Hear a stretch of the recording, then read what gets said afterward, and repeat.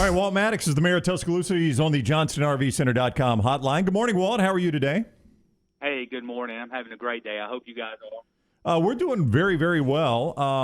So I guess the best way to start this, because this all started with a Greg Byrne tweet, the Alabama athletics director, basically saying we're going to stop alcohol sales until we can figure out this $1 per ticket city fee. So can you we've seen Greg's side of this. Can you kind of walk us up to where you guys are, where the city of Tuscaloosa is on this, and kind of your stance on the Alabama alcohol sales? Yeah, I'd be happy to. Back in September, the city passed a $1 event fee on events more than 1,000 people where alcohol was going to be sold. This came out of a summer-long discussion that we had regarding some crime in our high entertainment areas. And so we knew it would require more policing. You've got to keep your community safe. You got to support the men and women who wear that badge every day. That's probably the most difficult job in our nation. So when we passed that in September, it really only applied to the Tuscaloosa Amphitheater. But there were times it might apply to the Bama Theater or to Druid City Music Hall. About a month ago, UA came and applied for an alcohol license for Coleman Coliseum, which fell under the same dollar fee that our own amphitheater that we pay at the city of Tuscaloosa. So it has been there for months, and the money that is generated from it goes into the additional public safety costs that are required with events, large events that have alcohol sales, because it requires additional police assets beyond what is normally required. So that's been in place, quite frankly, for months. I think a separate issue that has come out of this has been more of the discussion regarding Bryant-Denny Stadium. And we were not aware of any of those discussions until the vendor, I believe, accidentally let it slip during the alcohol hearing for Coleman that they were going to be coming right back with Bryant-Denny Stadium. That is a totally different animal because you're talking about 100,000 people within 3 square blocks. UAPD does not, according to UAPD, they limit the amount of arrests that they do. Therefore, TPD is not only going to be responsible for the security of that, we're going to have to do the transporting, ultimately the jail costs, the prosecution. That is a whole new dynamic. And right now, we don't charge the University of Alabama for any costs related to game day service. But adding alcohol, as you saw at the Tennessee Ole Miss game, that puts an enormous amount of pressure on law enforcement, our paramedic units, and we do think those costs should have to be applied. It's only fair to the taxpayer, and it's certainly only right for our police officers and firefighters and paramedics who just do such a damn good job. You know, it was a couple of weeks ago, there was a story by the AP that Alabama was considering alcohol sales at Coleman Coliseum. So we had Greg Byrne on the show last week. I asked him about that article, and he said, yeah, this is going to happen. From that point to where we were yesterday with the release, it seemed like Greg Byrne was blindsided by the city's decision. Was there a breakdown in communication over the last week? I don't see how there could be. The event fee that applies to Coleman's been in place since September of 2021, and it was just even discussed prior to that in the public domain for months. So there's been no breakdown on the city's end of that, and we've been charging that fee to ourselves at the Tuscaloosa Amphitheater. So we've never asked anyone else to do something we're not doing ourselves. A couple of things. First of all, the alcohol consumption at we'll use football as an example. You've gone to football games your whole life in Tuscaloosa. To think that alcohol consumption isn't happening in Tuscaloosa, we know it is, right? Even though it's not being sold in the stadium, we know it's happening at tailgates and it's even being snuck into the stadium. How do you think selling inside will change the dynamic of consumption? Are you getting a study that says consumption is going to go up? I think it's if you apply the density of where the alcohol is going to be drunk on game day, you have tailgating over, almost a square mile of the University of Alabama. You're talking about 100,000 people that are put into an area of 3 square blocks, where you're going to have consumption already on top of the consumption that happened before it got into the stadium itself. And ultimately, who will be dealing with those problems? It'll be the Tuscaloosa Police Department and Tuscaloosa Fire and Rescue within that stadium. And the moment we detain, then the moment we do a medical evaluation, and the moment we transport, Those are going to be now additional costs. They're going to be, and those costs will increase. That are already added on top of what we're doing today, which is significant. Which, by the way, we're the only SEC school, the only one that is not reimbursed for those direct costs. I'm proud of that, by the way, and that speaks to our partnership with the University of Alabama that we do that. But you're adding a totally new dynamic that's going to require more out of law enforcement. And let's put ourselves in the shoes of the law enforcement that's out there. Think about that officer that's working 20 hours that day in a thankless job, in an environment now where we have well over 100 officers working, actually more than that, over 150 officers working, who now have to take on this additional challenge. And by the way, when we go and transport someone off, we've got to fill the shoes of that. There are a lot of costs that are embedded to this, and we think it's only fair that the taxpayers get that return. Even more importantly, that we support the men and women of Tuscaloosa Police Department and Tuscaloosa Fire and Rescue. Well, listen, there's nobody, I think, in this discussion that doesn't respect our men and women who serve on both the police and fire department. So I don't want to paint this as one side is pro-police and pro-fire and the other side is not. I was just asking if there is a study out there that shows that alcohol consumption is going to go up because of beer sales inside, because there's already consumption going on and things being snuck into the stadium, or people, and you know this, Walt, people will guzzle and drink a lot before they go into the stadium because there's no sales inside. I think there are studies out there that show that it actually is going to flatten out alcohol consumption because you can slow drink all day. You don't have to binge drink at your tailgate. I guess I'm asking, is there a study out there that backs up that there will be more arrests, more crime, more incidents? I'm not aware of any study, but I am aware of what goes through the daily briefings that we see here at the city and the briefings following the major football games that we have here in Tuscaloosa. And although you have drinking that occurs in the boxes, certainly like you do at every SEC game, and you do have people that drink prior to the game, but now you're going to have on-site drinking on top of what it was already consumed prior coming into the stadium. That is going to increase the amount of issues that both law enforcement and rescue will have to deal with within that stadium. And look at some of the things that happened even this past year. Look at the Tennessee-Ole Miss game. And if you had a similar situation like that, that's going to be Tuscaloosa Police Department that's going to have to, A, hopefully prevent something like that, which requires additional staffing, or B, we'll have to deal with it and mitigate it. Those are costs that will be borne by the taxpayers of Tuscaloosa. And that's who I represent. I understand that Greg Byrne represents the University of Alabama and its fans. I represent the taxpayers of Tuscaloosa, and I have the honor and obligation to the men and women of Tuscaloosa Police Department and Tuscaloosa Fire and Rescue who are being asked to work 20-hour days to support those efforts. And we're proud to support those efforts. And we provide those efforts right now at no charge to the university. But you're adding a dynamic that is going to complicate our job, and any reasonable, logical person can understand that. And I support that the city deserves and the taxpayers deserve to have those costs not fall upon them. Walt Maddox is with us. We all know Tennessee can't play Alabama that close, Walt, so it's a bad example.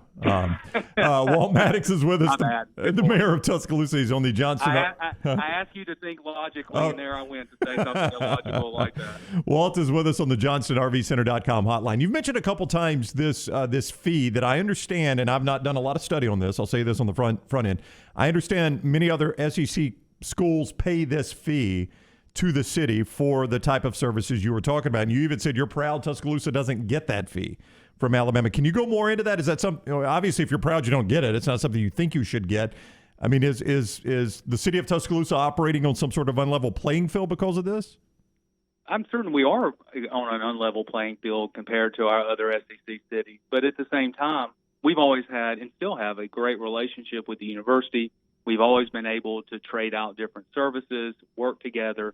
We take great pride in the University of Alabama being here. I love this campus. This community loves this campus. And we certainly feel that having alcohol at events can be done safely. We also know that's going to require more services from Tuscaloosa Police Department and Tuscaloosa Fire and Rescue.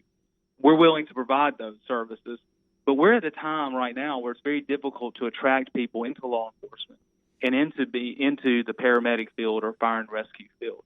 And we're stretched thin like every organization. And this is going to add another additional burden.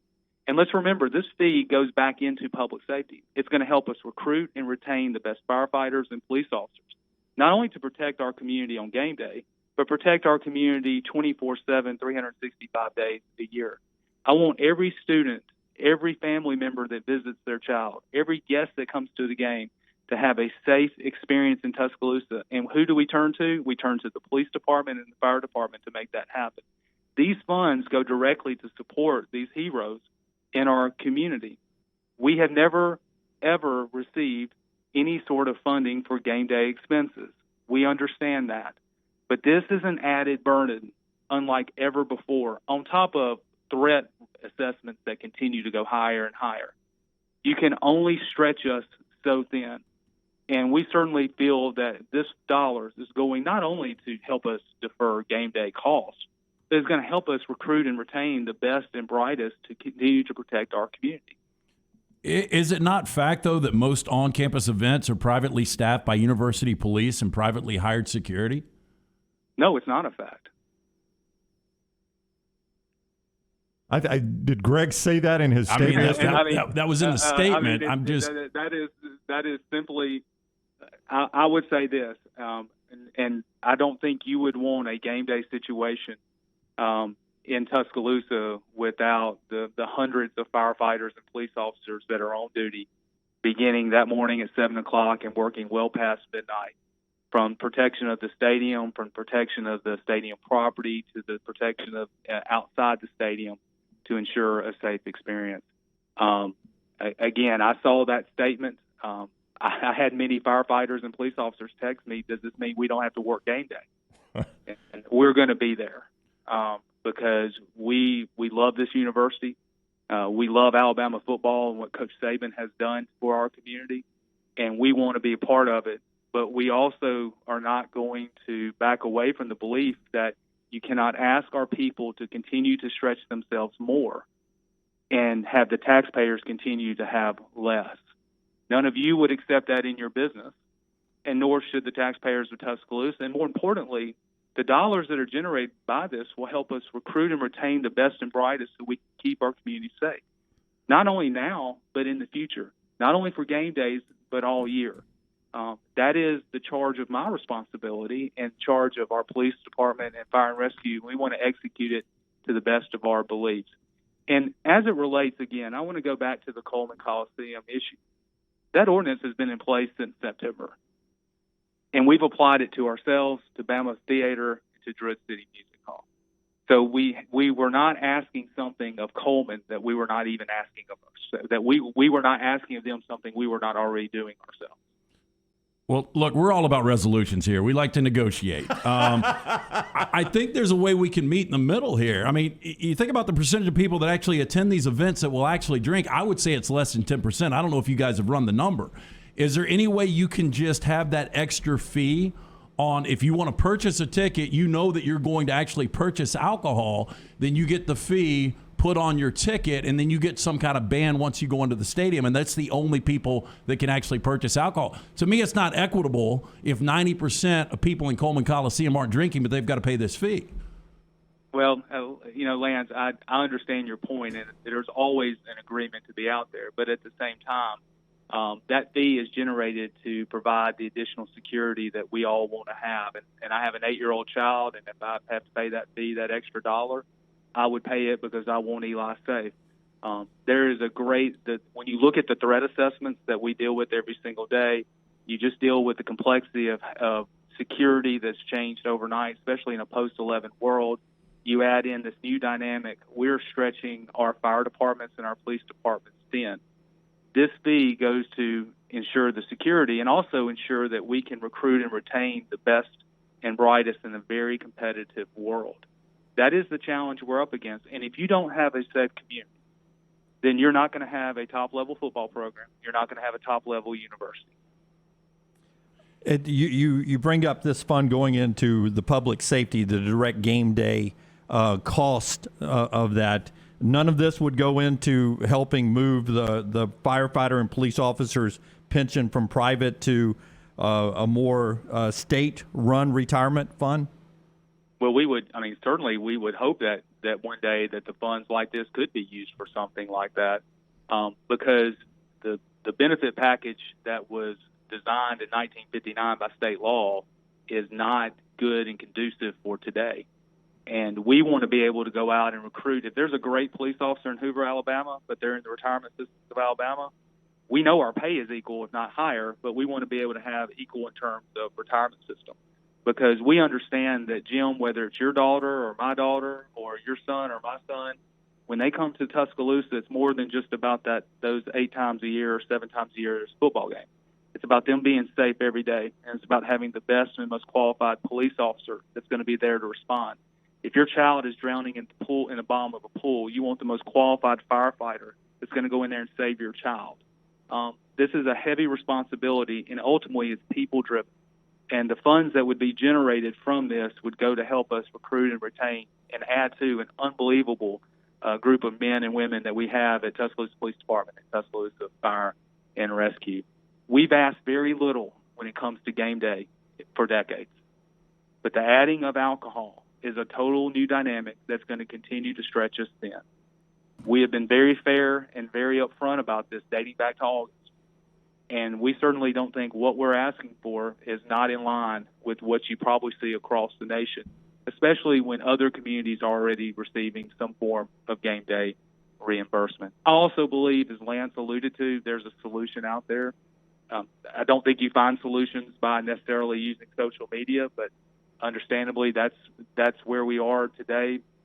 I've had 16 years of a great relationship with the university. They're a top-tier university that do things first class, and I have no doubt we will find a solution because we both care. We both give a damn about this community and about the students and citizens that live here. We'll get to a solution. I'm confident of that. Walton, you've been kind with your time. We greatly appreciate it today, and hope to do it again soon.